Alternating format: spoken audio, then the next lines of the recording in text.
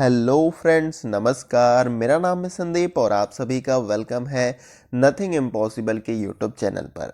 आशा करता हूं कि आप सभी बहुत ही अच्छे होंगे और जिस किसी भी एग्ज़ाम की आप तैयारी कर रहे हैं वो भी बहुत ही अच्छे तरीके से चल रही होगी। तो फ्रेंड्स, आज के इस वीडियो में हम लोग यूजीसी नेट फर्स्ट पेपर में टीचिंग एप्टीट्यूड से, जिसको हिंदी में शिक्षण अभिवृत्ति भी कहा जाता है, इस यूनिट से हम जो है शिक्षण सहायक सामग्री के चयन को प्रभावित करने वाले जो कारक हैं उनके ऊपर चर्चा करने वाले हैं।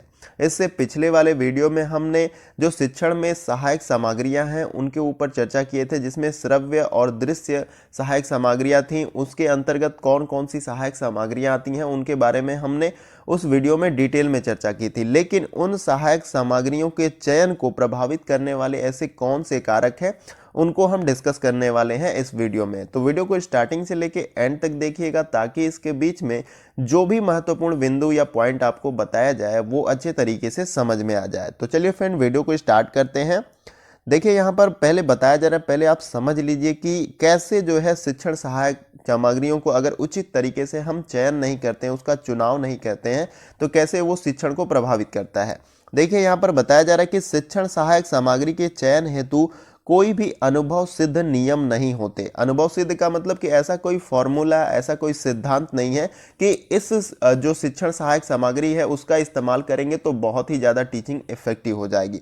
तो कोई नियम नहीं है। इसका सिचुएशन और विद्यार्थी कैसे सीखते हैं और उस सिचुएशन में किस तरीके से हमको शिक्षण सहायक सामग्री का इस्तेमाल करना है उसके ऊपर ध्यान देना होता है। तो यहाँ पर यही बताया जा रहा है कि शिक्षण सहायक सामग्री के चयन हेतु कोई भी अनुभव सिद्ध नियम नहीं होते और विभिन्न दृश्य श्रव्य सामग्री का उपयोग सभी स्थितियों में प्रभावशीलता सुनिश्चित करने के लिए किया जाता है। यानी कि किसी भी सिचुएशन में अगर टीचिंग बहुत ही ज़्यादा इफेक्टिव नहीं हो रही है तो उस स्थिति में जो है दृश्य और श्रव्य जो सहायक सामग्रियां होती हैं टीचिंग में उनका इस्तेमाल किया जाता है। ठीक है, यहाँ पर बताया जा रहा है, देखिए कि अधिक प्रभावी परिणाम प्राप्त करने के लिए निम्नलिखित पहलू महत्वपूर्ण है। अगर आप चाहते हो, अगर आप शिक्षण कर रहे हो तो उसका परिणाम बहुत प्रभावी रहे, फीडबैक अच्छा आए, तो आपको सही क्रम में और अपने जो शिक्षण की सहायक सामग्रियां हैं उनका उचित तरीके से इस्तेमाल करना होगा, तभी परिणाम बेहतर आ सकते हैं। तो आइए आगे इसमें देखते हैं। देखिए, यहाँ पे कुछ मैंने पॉइंट्स लिख रखा है जिसको मैं आपको बताता हूँ। देखिए, पहले पॉइंट में मैंने लिखा है उपयुक्त सहायक सामग्री का चयन, यानी कि किस प्रकार के विद्यार्थियों को आप पढ़ा रहे हो, वो किस तरीके से सीख रहा है, किस तरीके से लर्न कर रहा है। या तो वो देख के सीख रहा है, या तो वो सुन के सीख रहा है, या तो फिर देख और सुन दोनों तरीके से जो है वो सीख रहा है। तो आपको उचित सहायक सामग्री का पहले तो चुनाव करना होगा। दूसरा जो पॉइंट है इसमें, चयनित सहायक सामग्री के उपयुक्त संयोजन, यानी कि आप उसका इस्तेमाल कैसे करते हैं। जो सहायक सामग्री का आपने चुनाव किया है शिक्षण के दौरान आप उसका कैसे इस्तेमाल कर रहे हैं। देखिए, एग्जाम्पल के तौर पे आप इस तरीके से समझ सकते हैं कि जैसे आप ज्योग्राफी पढ़ा रहे हैं तो आप किसी देश या प्रदेश के बारे में बता रहे हैं, तो आप एक वर्ल्ड मैप, या अगर भारत के संदर्भ में आप बता रहे हैं तो भारत का मैप वहां पे लगा सकते हैं बड़ा सा, और किसी पर्टिकुलर प्रदेश के बारे में, क्षेत्र के बारे में आप बता रहे हैं तो वहां लोकेट करके विद्यार्थियों को इस तरीके से समझा सकते हैं। तो बिना मैप के अगर आप वहां पे इस तरीके से रैंडमली जो है आप बोलते हो उन चीजों के बारे में या लेक्चर देते हो तो बच्चे को कम समझ में आएगा। तो वहां मैप, ग्लोब का आप इस्तेमाल कर सकते हो अगर आप भूगोल पढ़ा रहे हो तो। तीसरा पॉइंट यहां पे है उचित क्रम में सहायक सामग्री का उपयोग, यानी एक क्रम तरीके से। क्रम अगर आपका सही नहीं है, यानी कुछ और आप पढ़ा रहे हो और कुछ प्रारूप बच्चों को और दिखा रहे हो, तो उस तरीके से टीचिंग इफेक्टिव नहीं होगी। तो एक उचित क्रम होना चाहिए, जिस तरीके से आप पढ़ा रहे हो उसी प्रकार से सहायक सामग्रियों का इस्तेमाल आपको करना चाहिए। आगे देखते हैं इसमें। देखिए, यहाँ पर बताया जा रहा है कि श्रव्य दृश्य सहायक सामग्री को एकल संयोजन में उपयोग किया जाता है। यानी कि जो श्रव्य दृश्य सहायक सामग्रियां होती हैं इनको एकल संयोजन क्रम में भी इस्तेमाल किया जाता है। यानी कि श्रव्य तरीके से अगर कोई श्रव्य विधि से सीखता है विद्यार्थी तो उनको सुनाकर ऑडियो रिकॉर्ड करके सुनाया जाता है। कोई दृश्य यानी देख कर सीखता है तो उसको दृश्य संबंधी जो भी सहायक सामग्रियां होती हैं, चाहे चार्ट हो, फिर फ्लो चार्ट हो, या फिर मैप हो, ग्लोब हो, तो इस तरीके से उनको सहायक सामग्रियां जो हैं उनका इस्तेमाल करके उनको सिखाया जाता है। तो यहाँ पर यही बताया गया कि श्रव्य दृश्य सहायक सामग्रियों को एकल या संयोजन में उपयोग किया जाता है। एक तरीके से सिंगल भी इस्तेमाल कर सकते हैं, या तो श्रव्य दृश्य का एक साथ भी इस्तेमाल कर सकते हैं। देखिए, इसमें आगे बताया जा रहा है कि जिससे शिक्षार्थियों का ध्यान निम्नलिखित कारकों पर केंद्रित किया जा सके। यानी कि यहाँ जो भी आप सहायक सामग्री इस्तेमाल कर रहे हैं उसका मेन उद्देश्य कि विद्यार्थी जो हैं उनका जो भी कॉन्सेप्ट आप बता रहे हो, जो भी लेक्चर दे रहे हो, उस पे ध्यान केंद्रित हो और जो भी आप बता रहे हो वो उनको समझ में आ जाए। तो सहायक सामग्रियों का यहाँ तक इस्तेमाल होता है, आपको इसको ध्यान में रखना है। देखिए अगला जो पॉइंट है शिक्षार्थियों का स्वभाव, इसको देख लेते हैं। देखिए इसमें बताया जा रहा है कि प्रिंटेड मीडिया अधिक साक्षर लोगों के लिए होते हैं। प्रिंटेड का मतलब जो छपाई वाले होते हैं, जो टेक्स्ट आप पढ़ते हो बुक में, किताब जिसमें बहुत सारे डायग्राम नहीं बने होते हैं, वो ज्यादा शिक्षित लोगों के समझ में आएगा। लेकिन आप कम शिक्षित लोग यानी कि जो बच्चे अभी सीख रहे हैं उनमें अगर आप टेक्स्ट वाली बुकें बहुत ज्यादा लिखी हुई हैं दे दो उनको तो कुछ भी समझ में नहीं आएगा। लेकिन वही बुक्स जिसमें बहुत सारे डायग्राम्स बने होते हैं वो अच्छे तरीके से उसको समझ सकते हैं। तो जो प्रिंटेड मीडिया होता है वो अधिकतर साक्षर लोगों के लिए होता है, जबकि चित्र, प्रतीक और प्रदर्शनीय वस्तुएं कम साक्षर लोगों के लिए होता है। देखिए यहाँ पर बताया गया कि जो चित्र है, प्रतीक का मतलब जो मॉडल है, जो प्रदर्शनीय वस्तु होते हैं वो कम साक्षर यानी कि जो अभी सीख रहे हैं, अभी उनको बहुत ज्यादा नॉलेज नहीं है, तो उनमें जो है चित्र, प्रतीक और प्रदर्शनीय वस्तु होते हैं वो ज्यादा इफेक्टिव होता है। अगला पॉइंट है शिक्षार्थियों की संख्या। देखिए संख्या भी बहुत ज़्यादा डिपेंडेंट करती है। अगर बहुत ज़्यादा बड़ी कक्षा में आप पढ़ा रहे हो तो वहाँ पे इंफॉर्मेशन हो सकता है ज़्यादा अच्छे तरीके से बच्चों तक न पहुँच पाए। तो यहाँ पर यही बताया जा रहा है कि यदि शिक्षार्थियों की संख्या 30 से अधिक हो तो एक वीडियो या व्हाइट बोर्ड का उपयोग प्रभावी ढंग से नहीं किया जा सकता। यानी कि 30 से अधिक बच्चे हो तो अगर आप चाह रहे हो कि वीडियो दिखा के उनको जो है उनके कॉन्सेप्ट क्लियर करें या व्हाइट बोर्ड के इस्तेमाल से, तो वो प्रभावी नहीं होगा। इसमें प्रभावी तरीका करने के लिए क्या बताया जा रहा है कि इंटरनेट के द्वारा बड़ी संख्या में शिक्षार्थियों को संलग्न किया जा सकता है। यानी कि जैसे आज के समय में आप YouTube के माध्यम से या तो फिर किसी एप्लीकेशन जो कि पेड क्लासेस चलाते हैं उनके माध्यम से आप पढ़ते हो, तो सिंगल पर्टिकुलर विद्यार्थी जो है एक वीडियो को देखता है, वहां पे अपने क्वेरी को जो है कमेंट के द्वारा टीचर्स तक पहुंचाता है और टीचर्स उसका सॉल्यूशन देता है। तो इस प्रकार से आप जो है जितने ज़्यादा बच्चों को चाहो एक साथ पढ़ा सकते हो इंटरनेट के माध्यम से।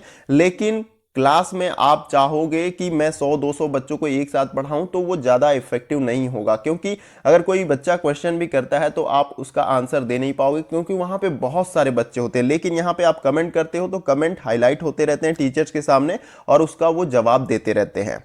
तो यहाँ पर आपको क्लियर हो गया। आगे देखते हैं इसमें हमारा तीसरा जो पॉइंट है उसको देखते हैं शिक्षण उद्देश्य। ठीक है, देखिए इसमें बताया जा रहा है कि एक शिक्षक द्वारा विद्यार्थी में वांछित परिवर्तन के अनुसार ही श्रव्य दृश्य सहायक सामग्री का चयन किया जाना चाहिए। यानी कि जो भी हम सहायक सामग्री का इस्तेमाल कर रहे हैं क्या उसका प्रभाव पड़ रहा है विद्यार्थियों पर, उसको जरूर गौर करना चाहिए। यहाँ पर यही बताया जा रहा है कि एक शिक्षक द्वारा विद्यार्थी में वांछित परिवर्तन किस प्रकार से हो रहा है उसी के अनुसार जो है श्रव्य दृश्य सहायक सामग्रियों का चयन करना चाहिए। देखिए यहाँ पर अगले पॉइंट बताया जा रहा है कि शिक्षण के उद्देश्य जो है मुख्यतः सोच या ज्ञान, दृष्टिकोण या अनुभूति और कार्य या कौशल से संबंधित होते हैं। तो शिक्षण के जो उद्देश्य मुख्यतः होते हैं वो सोच या ज्ञान और दृष्टिकोण या अनुभूति या कार्य कौशल से संबंधित होते हैं, ये आपको ध्यान रखना है।